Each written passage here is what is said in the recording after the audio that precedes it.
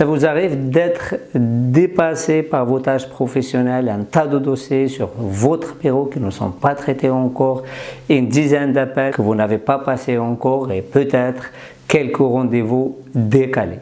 Ou tout simplement, vous êtes à la maison dépassé par les tâches ménagères, les devoirs des enfants, vous n'avez pas le temps pour passer un petit moment avec vos enfants, avec votre conjoint ou votre conjointe. Dans cette vidéo, je vais partager avec vous un outil très puissant pour organiser votre temps et 7 clés à mettre en place pour se débarrasser de ce problème définitivement. Abdelkhair Zabat, coach de performance. Si vous n'êtes pas encore abonné à ma chaîne YouTube, n'hésitez pas de faire un petit clic ici et comme ça vous recevrez en premier parmi les privilégiés les vidéos dès leur sortie. La première des choses, lorsqu'on est dépassé comme ça, on pense qu'on n'a pas assez de temps. On pense qu'on doit avoir plus de temps, mais en réalité, non, on n'a pas besoin de plus de temps. Dans une journée, il y a 24 heures pour tout le monde, pour celui qui est bien organisé, pour celui qui n'est pas très bien organisé, pour celui qui arrive à gérer sa journée, pour celui qui n'arrive pas à gérer sa journée. Donc, au moment qu'on a ces 24 heures, voilà cet exercice, cet outil qui est très puissant, moi, qui m'aide énormément, qui aide beaucoup de mes clients à reprendre le dessus sur leur vie. Si on pose la question, on a besoin en général de 7 à 8 heures de sommeil. Si on prend 8 heures de sommeil, il nous reste 16 heures.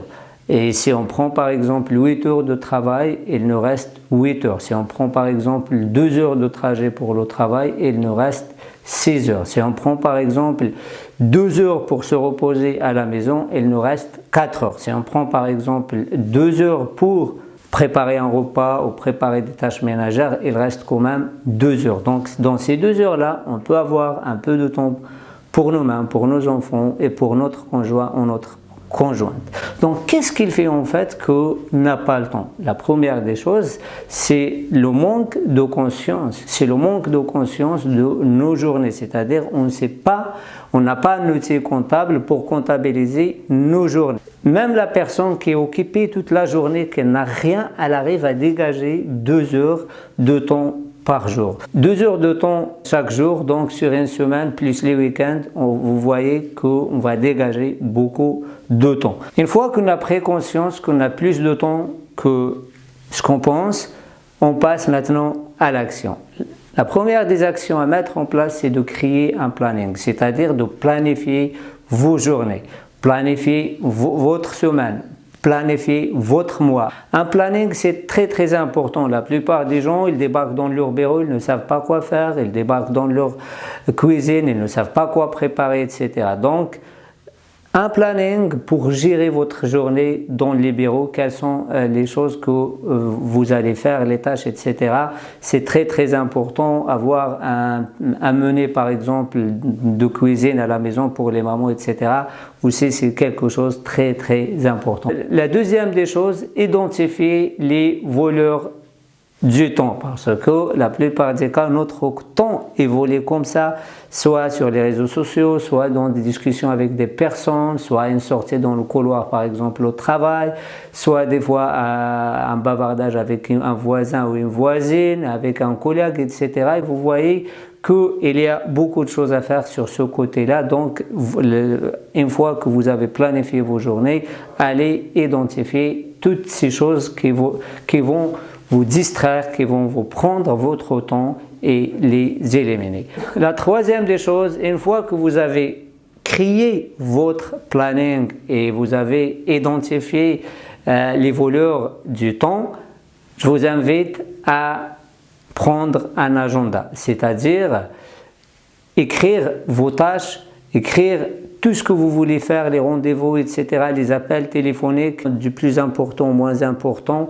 et commencez à cocher à chaque fois que vous faites une tâche, vous allez la cocher, etc. Et ça va vous faciliter la tâche parce que dans la plupart des cas, les gens ils prennent des feuilles à un bon moment et après ils regardent ces feuilles-là, ils ne savent même pas à quoi ça correspond. Il y a un tas de papiers, il y a un tas de choses qui sont écrites dessus et on ne sait même pas quoi faire devant cette situation. La quatrième des choses est bien de prioriser les priorités parce que la plupart des gens sont en train d'agir en urgence. Dès qu'il y a quelque chose d'urgent, ils vont le faire, etc. Laissez les choses urgentes laissez peut-être une petite heure dans votre journée à ces choses urgentes. En faisant de cette manière-là, vous allez voir que vous devenez efficace et vous allez voir que vous avez plus de temps. La cinquième des choses, déléguer le travail. On ne peut pas faire toutes les tâches. On doit déléguer, on doit donner à ses collaborateurs, à ses employés, etc. Il faut faire confiance. Et si vous ne faites pas confiance à vos employés, à vos collaborateurs, il y a un problème. Si vous voulez mettre le nez partout, si vous voulez faire tout à la fois, ça vraiment, il y a un problème. Si vous travaillez avec des gens que vous ne lui faites pas confiance, des gens qui ne sont pas capables, je pense qu'il y a un vrai problème. À la maison, pareil, c'est déléguer certaines tâches à vos enfants, à votre conjoint, votre conjointe, etc. Et c'est que comme ça ensemble qu'on peut arriver et on peut faire plus de tâches et dans un laps de temps très réduit. Et la sixième des choses, c'est bien de communiquer. Dans la plupart des cas, on ne communique pas, on parle ou on communique mal et du coup, on n'arrive pas à s'entendre avec les collègues parce que les directives n'étaient pas claires, même avec les enfants à la maison, etc.